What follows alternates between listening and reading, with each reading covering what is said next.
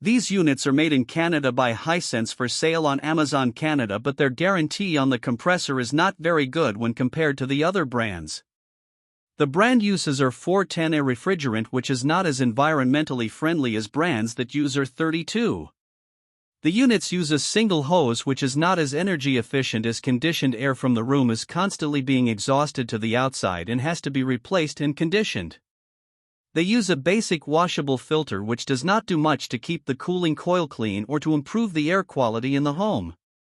They only offer one model which has a 10,000 BTU cooling capacity, which will not be adequate for all sizes of rooms. The unit is Wi-Fi enabled for control through the Connect Life app, and it also has a remote control, but the remote does not sense the room temperature. For reviews of all of the brands and a head-to-head comparison tool, check out HvacRepairGuy.com and shop for all of your HVAC needs in our Amazon store. You can also get cash back on your HVAC purchases when you sign up for Rakuten.